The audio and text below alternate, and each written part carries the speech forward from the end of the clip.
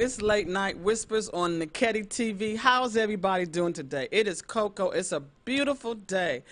And today I have one of the best people in the world. Can you tell us who you are? Anwar Salim. I'm the executive director of 8th Street, Main Street, over here in Northeast Washington, D.C. Okay, and can you tell us a little bit about yourself? Well, I guess basically I was born in the area, many years ago, a whole lot of years ago. I went from black to gray hair real quick. Hey, it is what it is on that one.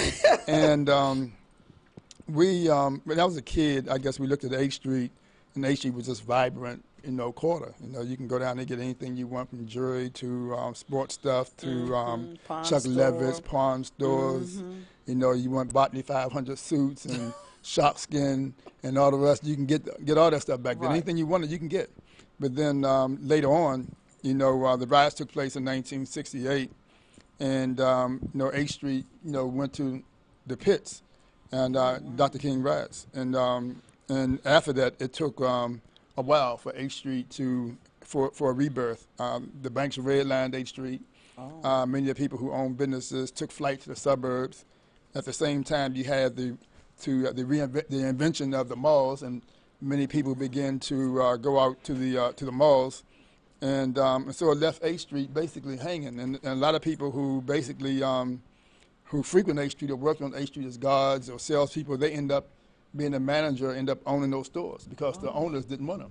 See, now I only thought, well, I'm not from D.C., but I thought that the riots was only like 14th Street. I didn't know it was 8th Street. No, as 8th Street was devastated, but one of the most beautiful things that happened out of it, although it was devastated, for the first time it gave black businesses to have a chance to really get involved in the economy, right? At a larger scale by owning a business, right? And you already had an area where you had a lot of teachers and people who work at Union Station and places like that, but now you get a chance to run a shoe store, clothing store, and you get a chance at the same time. Now you can afford the monies to send your kid to college, so you get a chance to really take part of the new economy back then. Yeah. Because I happened to stop one day because I needed some hair products. Went into the hair place. Just knew I was going to see some Chinese lady. And it was a black guy. And I was like, what? I said, do you own this? And he was like, yeah. I said, get out. I said, from now on, I don't care what it is. When I need it, I am going to come. Because I would rather give my money to black people, point blank, period, than give it to, I won't say the other people. But, well, I look at it this way. I had one of my guys that I mentored as my summer worker. He started WeBuyBlack.com, so you probably hear about that. And he's doing very well. He moved from D.C. to Atlanta. His father owned Peppermint paint truck. You see a paint truck that float around D.C. and he painted a lot of apartments and all down here. Okay. But I think that that we have a chance to really get involved in this economy at a stronger scale. We're the same people who basically work to build this country. We work to build this country, and everybody else reap the benefit. But I think now it's time for us to really hold our hands together and reap benefits and financial, economic benefits. Yes. See, but I think it'd be a problem and a tragedy if we do the same thing that the oppressor did to us. They pushed us out, and I think it'd be a tragedy for us to push them out. The bottom line is, I think that we need everybody's money. Exactly. And if you need everybody's money, that's the only way you're going to make it. Do we have enough in our portfolio to really sustain the wealth that we really need? We have to reach our arms wider, and we are forgiving people, and we are very creative people at the same time. And most of the styles and the music and everything else, you look at it, the basis come from our spirit. Yes. And so why should we give it away by discriminating, when we should say, look, everything you have, to a certain degree, it's from our blood, sweat, and tears. To a certain degree, there's some relationship there somewhere. So we really have to find a way to hold hands, but at the same time be aware of the things that happen. That don't mean you have to hate anybody. We don't have to hate. We don't have to hate folks who hated us. We don't have to do that. But we can open our hearts because we have a lot of love in us. Right. And we have to find a way to reap the benefits from the whole. Right. Because you had your birthday party a couple of weeks ago in the Atlas. Well, really, Atlas Performing Arts Center. It really wasn't supposed to be a birthday party. You guys surprised me. It was supposed to have been a sponsorship party for those who really came together to really help make 8th Street See, now I what didn't, it I is. didn't know that. Yeah, And I didn't even know. I had been past it. I've walked through it. I've knocked on the door to see what they was doing any hiring, but I've never gone in. And it's a real nice place. oh, it's nice. It's the really nice. it's the neighborhood Kennedy Center. You know, so we don't have too many Kennedy Centers in this area. You have a Kennedy Center everybody else go to, but for 8th Street, that's our Kennedy Center. Oh, okay. So we really have to make the best that we can of it. You know, we have to find a way to make sure they get the monies and the finances to keep the theater up, and so that we can have a venue. Right. That we can show our talents. Right. And you don't have that in many neighborhoods, but we are fortunate enough to have that on 8th Street, and that's part of what making 8th Street, what it is, a strong destination that we are growing into. Right. Okay, so you are doing something today. So can you tell us about what's going on today on 8th Street? Well, we have Art All Night just going on. It's about our 4th or 5th year, an Art All Night. It started basically in Shaw some years ago. Our venue basically has been the 8th Street Festival. That's what a lot of people know us from. I like that. We started from a block party, and the next thing you know, we had about 500 people and 1,000 people, and next thing you know, we had 15,000 people.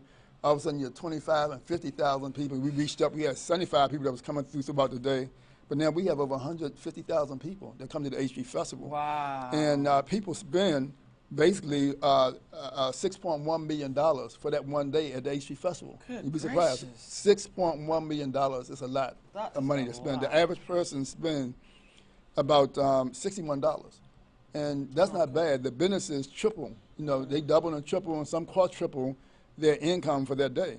Right. But we use the festival as a tool to really promote 8th Street. Right. And the growth that we have had. And the different restaurants and things of that nature. There you go. I mean, we have grown over, close to 200-300 businesses, new businesses on 8th Street, and we have hired or created over 3.6 thousand jobs, and that's huge. Okay, so now I'm gonna be the sad side. Where are these jobs? Because I myself have been through some places trying to get hired. So how can a person who wants a job, where can they get a job? Is it only for the food section? Is it only for the restaurant? I mean, how would people reach out to be able to get a job? When you look at the construction field, there's a lot of new buildings on 8th Street. If you look at the area, we have generated over $2.5 billion worth of new construction. So somebody had to work somewhere. Somebody had to get a job to lay those bricks and to pull those wires. And some of the people look like us. I'm not going to say all of them, but some of the people did look like us. So, we have to fight for those positions. We really do. So we really have to fight for those positions. But you look at a lot of your cooks on 8th Street, a lot of store owners now are still African American. You have your restaurant owners and your servers and all. Most of them are African American. Right. So a lot of those jobs, really, when you go in these buildings, you see people who look like us in a lot of these buildings. So we have that skill. We are very friendly people, really. If you really leave us alone and not try to mess with our head and all, we're really friendly people. Mm-hmm. And people want to come into a business or establishment, and they want to be treated right. Oh, and I think we have that natural ability in us to treat people right. Right. As long as you don't drug us up and mistreat us and mess with our mind and all the rest. When we are sane, when we are treated right in a natural state, we are very good treating and well-known people. I know a few of the owners. I know the owners of Elroy. I did know the owners of Half Note. Then up towards Giant, there's what is it? Oh my God, I can't even think of it. Egg Roll, not egg. Anyway, I know a few of the owners. The guy who had the 12 Lounge, I don't know what happened to him. Oh, Bernard, he's coming back as a barbecue place. So he's going to open up a barbecue place across the street. Place? Not in the same spot, okay. Because one thing about, that's a whole nother story.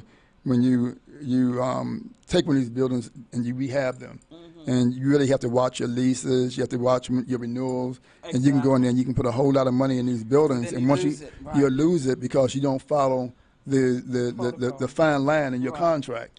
And so, technically, he had another 10 years. Roof yes. And everything, and now he doesn't. And I'm like, what Technically, he had another 10 years on his lease, and when that time came, he missed a few days in saying, I want to stay here.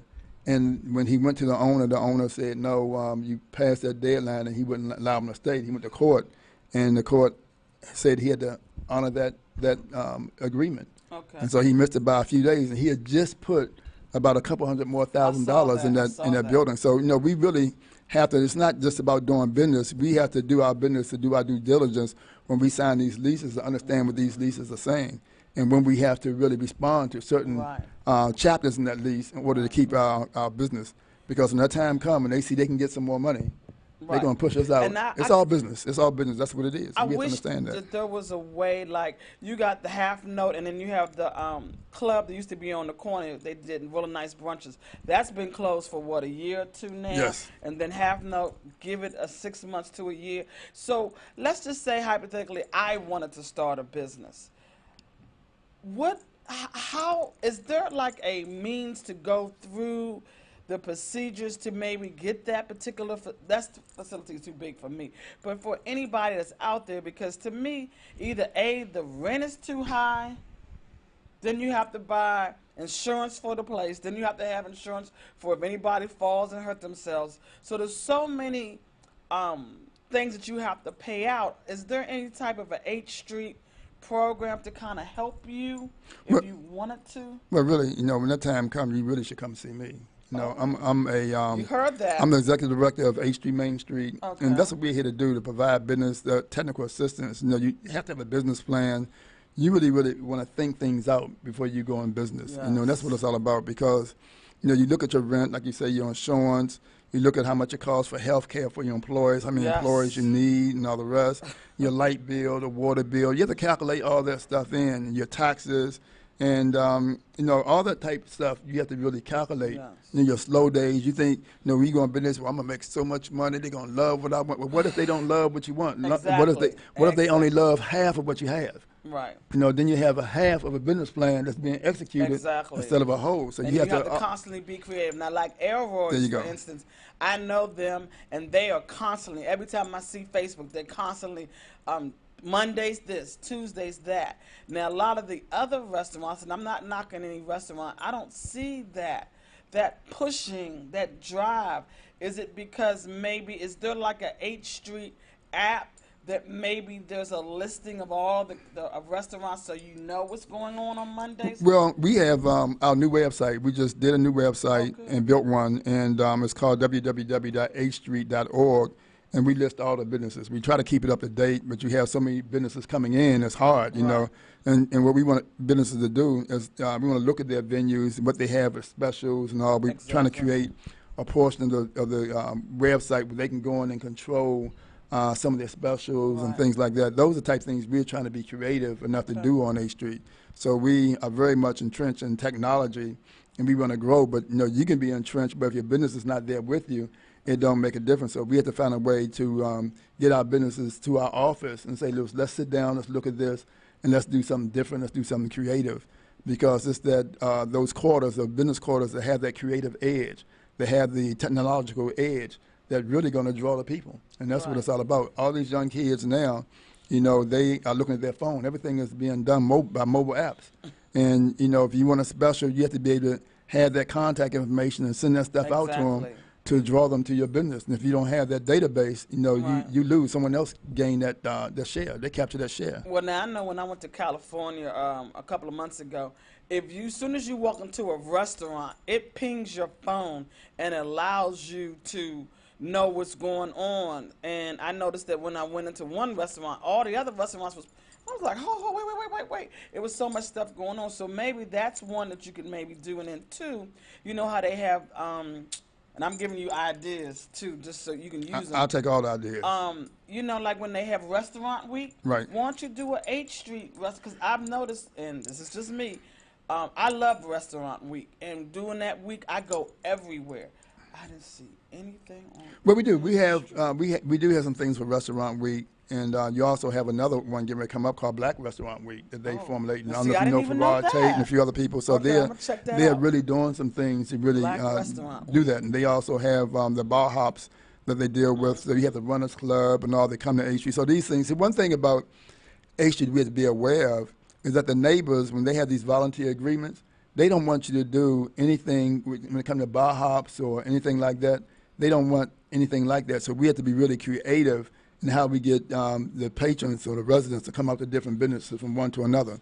So Right. we have to be very careful with that because these volunteer agreements really prohibits you from doing a lot of creative things that other neighborhoods do. So we have to be really conscious of that. So do you feel that 8th Street is prohibited on a level of maybe Georgetown is not?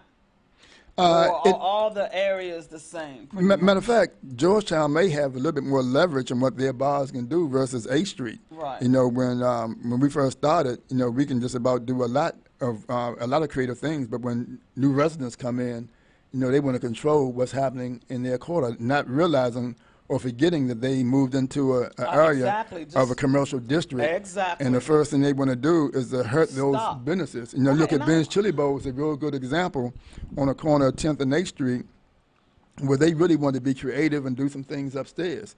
And they couldn't have any music, they couldn't have anything outside on certain days and all. And so that hurt their income, that hurt the draw that they could really have.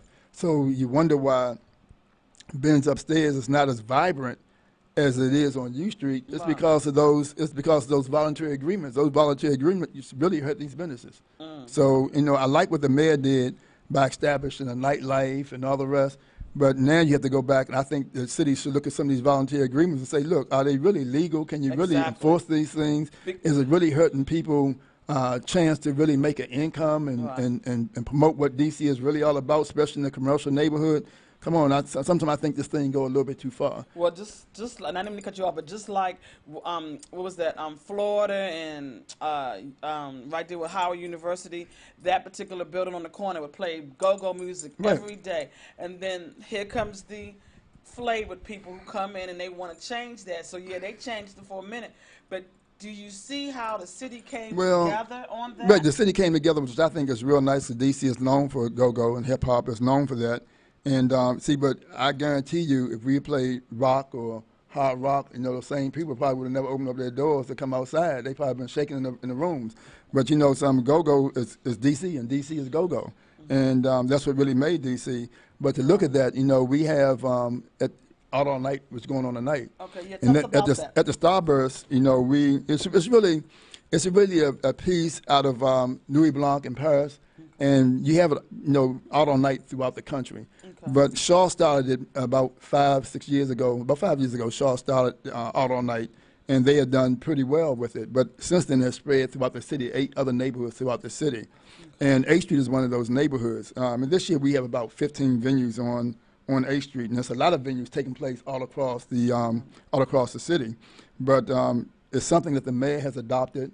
She really loved it because we can really we have a lot of artists here in DC. We have a lot of creators in DC, and this gives them a chance to really show what they are all about. Right. You know, you have to find a way to really express yourself, to relieve some of that pain, to relieve some of that frustration, and so folks what you all about. So, and art is really extensive. You know, you can go from clothing to shoes to makeup to nails to haircuts. You can be creative in so many different Exactly. venues. Spoken word. So, you know, we have go-go at the Starburst. Starburst. The Starburst is right by Heck and Jamal, that park they used to call K2 Park. Well, we didn't clean it okay. up. We cleaned K2 Park Okay. up. So now we have they call it tonight. K2 But they used to call it K2 Park, but you know, my that's where folks used to rest and just do their thing. But you know, we said we had to go over here and take this back, you know, from the Right. folks who doing the illegal transactions over there, and we did.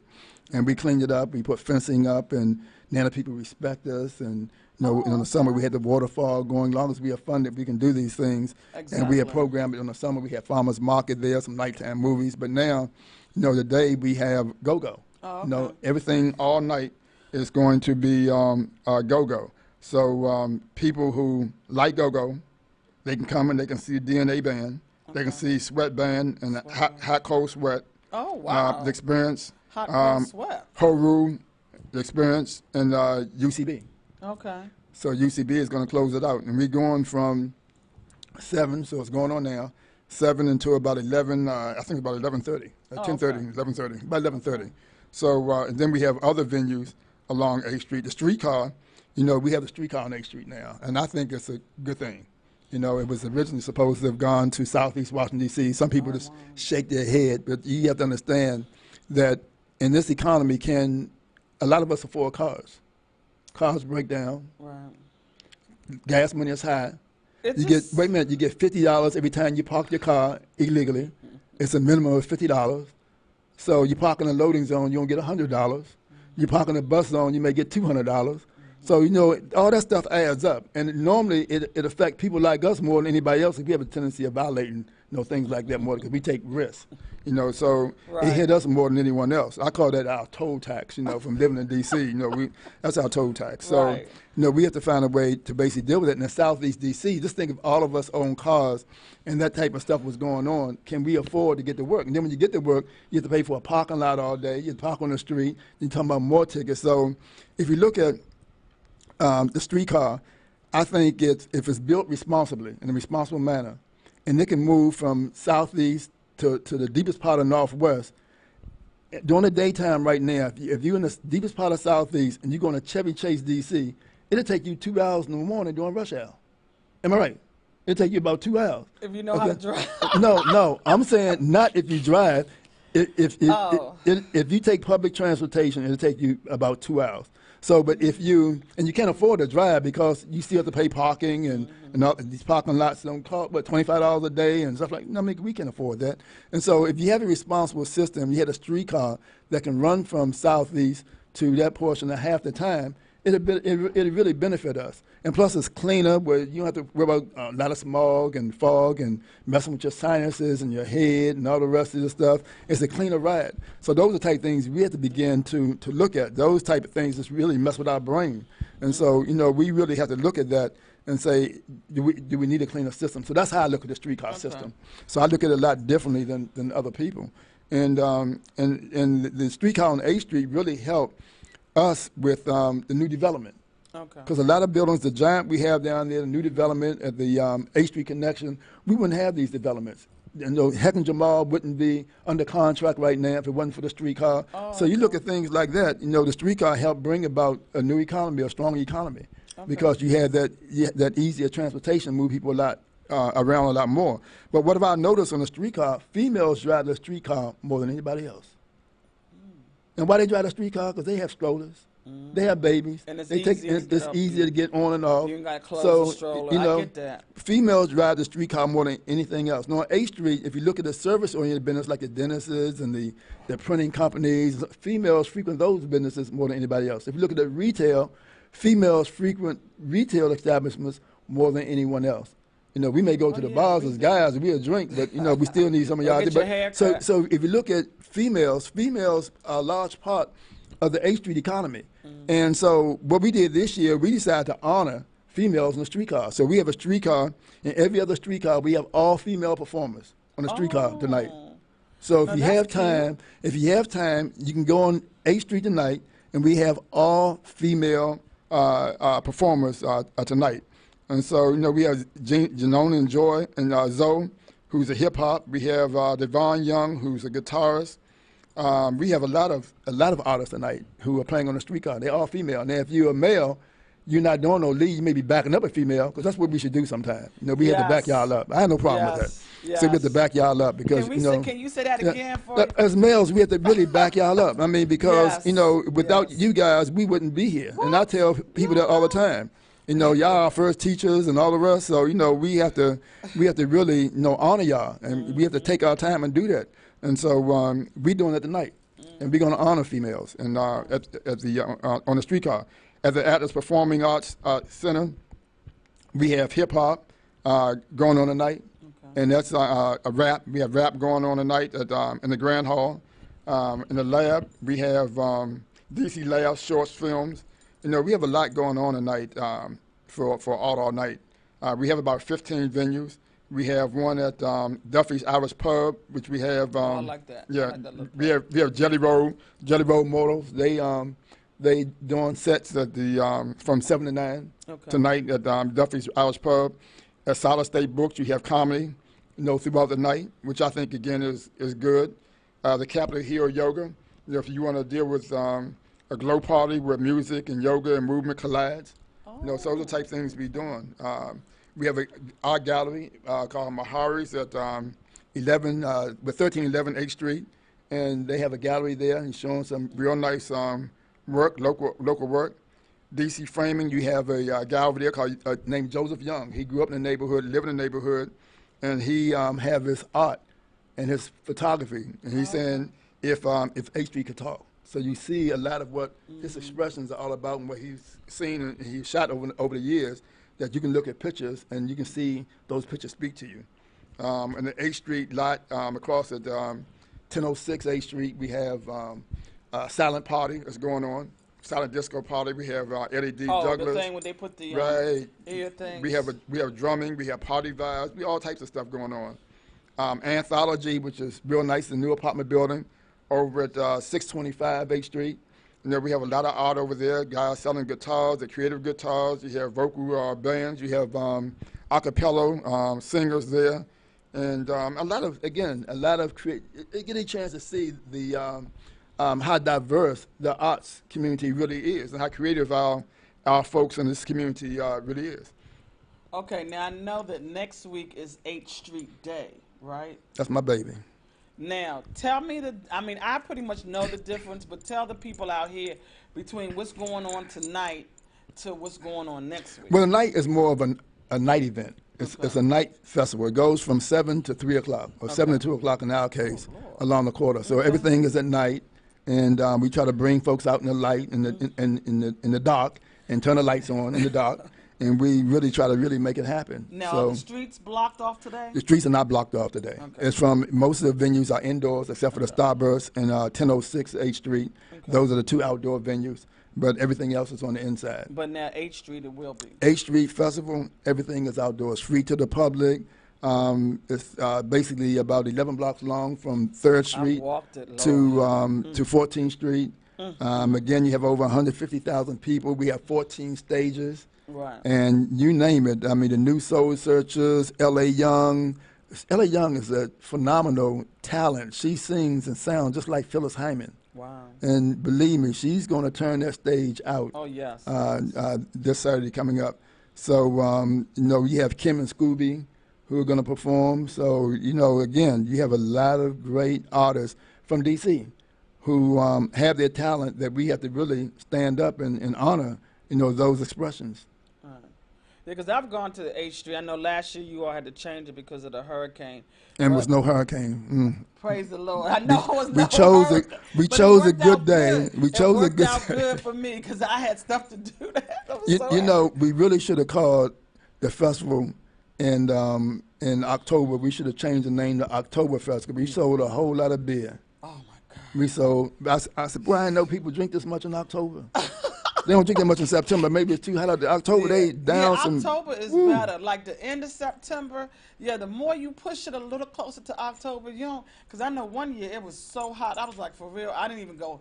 I did a few places and I went to Elroy's and I just sat.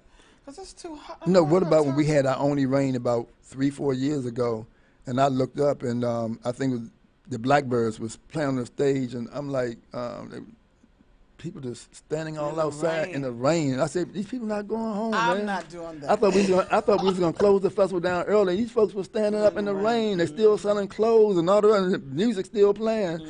I'm like, man, this is something else. If you're a true vendor or you're a true seller or you're about making that money, you have to withstand the elements. Yeah, as simple as that. You have to withstand the elements. And one thing that we can say that on H Street, that vendors come out and they never complain about the cost. They never complain that they can't make money. So with 150,000 people out there, if you don't make money, I'm gonna say it this way: it's your fault. Right. You bought the wrong product. Something was wrong. You must have bought something out there that you wanted and nobody else did. Right, and I like one thing. A lot of the vendors now have Cash App, so that makes it even quicker. How much did it send it? Bam, I'm done. That's right. I love that. So okay, you have about 10 more minutes. Get into H Street. Tell us all what's going on. How much is it? A fee? What time it starts? What time it ends? Well, you have to go to www.hstreetfestival.org to look at the fees. I can't remember all the stuff on the top of my head because there's so many components to it. We have the H Street fees, we have sponsorship fees, then we have the vendors and non-food vendors fee and so forth. So I can't remember all of this. Okay. But the bottom line is, you spend your money, you're gonna make some money. So You know, do but you have to pay to get you, onto H you have Street? to you have to pay to play. You know, the city charges us about $180,000. You know, in fees. The police department Ooh, Lord. costs us about a little over $100,000, and then we have to pay for the street And the police the officers police and things like officers. We have to that. pay for the stages and the sound systems and the music, and then we always give our artists money. We Right. give them a stipend. We don't give them a I stipend. didn't know We give them a stipend. So we Wow. always, you know, we're not asking anyone to play for us for free. We didn't give you know a that. stipend. Okay. So that's one thing that we That's do. good to You know know. what I'm more disappointed in, and I'm gonna call them out. It's people like Whole Food. You know, Whole Food come down on A Street and they reap our benefit. They reap the benefit of the hard work that we have done, and they say they want to come back to the neighborhood and they want to give back to the neighborhood. But when it come time for the festival and large event, you know, they don't give us nothing. Listen to me. They don't give us a dime. They don't sponsor. They don't do nothing. They don't call on their vendors to come out to support what we are doing.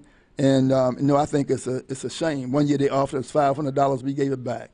So, you know, my mother always told me, you know, honor the womb that bore you. Right. You know, when somebody builds something up and they put it out there for you, respect them. Now, these developers and these guys, these store owners, and, you know, you can't tell me that Amazon and Whole Food don't have some money that at least give back. Exactly. Now, that store make about $60,000 a They day. get a lot of my money. And so, and my money. And we can't get them to support a festival like 8th Street. That's crazy. And it's really sad. Well, you hear And- that people who go to and- Whole Foods. And the same thing with Starbucks. You know, Starbucks claim that they really support the Don't community. tell me about They Starbucks, support too. Gallaudet, and we spend a lot of money on Starbucks. And I'm gonna tell you what happened with Starbucks a few years ago. Starbucks did the HD Festival. They sold out of everything they had that Saturday. When they opened their doors on Sunday, the only thing they had to sell was drinks because they have nothing else. But yet they can't sponsor the HD Festival.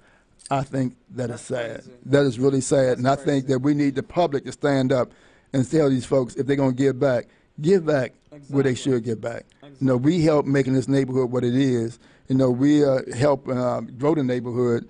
You know, like I said again, that we have attracted over $2.5 billion worth of economic development here. We have created a lot of jobs.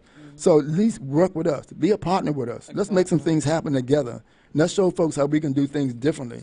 And I think that, you know, in Whole Food case, Whole Food have a lot of vendors. They have a lot of vendors, and I guarantee you if they tap into those vendors will come and sponsor HG. They don't have to come out of their pocket because that's how Whole Food is. That's how Amazon is to a certain degree. Well, I'm maybe I don't know whether you've ever gone to get sponsors, but if you know right there where Costco's is in DC, Right. you know where there's a beer place. Have you ever gone in there for sponsors? They did 1 year. They did 1 year. You got to They go just all 1 the year. time. Yeah. Now, Yeah. I have a nonprofit, and anytime I've given them, you know, a paper, I get at least 1 or 2 beers to sponsor me. So Okay. you may want to hit those particular places up. Now, how about like Ross and Modell's and Modell, well, not Modell Sports, but Modell Beer sponsored the Face Festival a couple of years ago. Oh, okay. Modelo Beer. They did no, sponsor. actually. not Yeah. Modelo.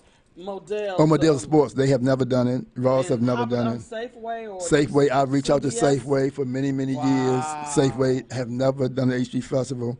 CVS did it 1 year, and we really wanted them to come back to help with blood pressure and, you know, taking Right. people health. You know, I wanted them and the Kaiser to do something together, and it just haven't happened. That's So, crazy. you know, we try to do some real creative things to bring these folks out to the community, but, you know, maybe I'm the wrong persuasion and going to those folks. Maybe that's what's going. I don't know what it is. I'm trying to figure out what it is. Yeah, you gotta be a little more. I'm trying to light-skinned. figure out what it is, but I hope I'm wrong at that. You know, because we should be out here for everybody. You know, Right, because right, I know I right. am. I know I am. Right. You know, right. I might spend a little bit more time with, you know, with folks who are more disadvantaged because they need it the most. But still, I'm out here for everybody. Well, I want you to elaborate a little bit more about tonight, a little bit more about 8th Street. Make sure that you give people your email, telephone, whatever you want people to know so that they can reach out to you. Okay. Please go to, if you want any information about 8th Street, Main Street, what we're doing on the 8th Street corridor, you can go to www.8thstreet.org. Spell street out, www.8thstreet.org. Okay. Our phone number is 202-543-0161. And you can call us anytime. If you want to contact me, you can contact me at anwar.salim@8thstreet.org. That's anwar.SALEEM@8thstreet.org. And we always want to help. We provide our businesses with technical assistance. Anyone who want to come to 8th Street, we really do what we can to assist them. You know, we getting ready to have, my understanding, Milk and Honey coming to 8th Street. We have Kitchen Cray coming to 8th Street, which is right down the street. Okay. And yeah, we're going to have some really other good right, businesses. right. So we need a collection that showcase everyone. Okay. And that's what it's all about. And just one question, because I was talking about this to somebody else. Now, do you all do anything particular for people who are coming out of jail? Yeah, we do. No, Okay, what do you- my clean team, we have a clean team. And we basically clean 8th Street, Blakenberry Road, and Benning. Okay. And the people you see in those blue uniforms Okay. with the yellow vest, they would basically come out of prison. Oh, Or they may have wow. been on drugs, they may have been Okay. homeless. And those are Ooh. guys that we train and we Okay. hire to clean the streets. So Okay. those are the type of things that we do. And some of the businesses, I have to take my hat off to them. When they matured and they graduated from that level, some of the businesses have really hired Wow. the people who are homeless. And so you need and- to tell people that, because I know that they got power power Employment. Yeah. Yeah. For people who have just come out. But see, now I would never have known unless I asked. So now I know, and then that's something else that I would like Well, for you to elaborate you a know, little the, bit. the power really is not should be with some of these other organizations like that. We should have the power to do it ourselves. Because if we do it ourselves and we hire folks ourselves, I think that's a lot more powerful, and they feel more akin to what we trying to do in our neighborhoods and embracing them. Right. You know, and that's the same thing with our summer youth. You know, this year, you know, we basically trained and hired 86 summer youth. For just And 8th Street. For 8th Street. What we wow. did, we actually bring them in, and we part of the Mayor Summer Youth Program. And what we do, we train them in financial literacy, peer mediation, customer service, and conflict resolution. Okay. And so we train these kids, and then we place them in different businesses Okay. so they can get some business Now experience. you work with them So- on keeping them pants up and we things of that we talked to nature. them about that. We talked to them about presentation. Now, goodness. believe it or not, some of these same kids got jobs, and we got a couple that did get jobs in Whole Food, Oh. Ben's Chili Bowl, and Starbucks, and a few others. They did get some jobs there, Okay. and some of our businesses do hold on to some of these kids. So, you know, we want them to have decent work experience. We want them to build a resume before they come out of high school. Right. And if they can, and they have good grades, we also want them to have a job on the weekends, if they can be employed on weekends. Okay. You know, so, you know, our kids want a lot. They want the new tennis shoes, they want they want the jeans and the T-shirts and the hoodies and all the rest. So, you know, the moms, you know, it's stressful out here to really go in your pocket and pull that type of money out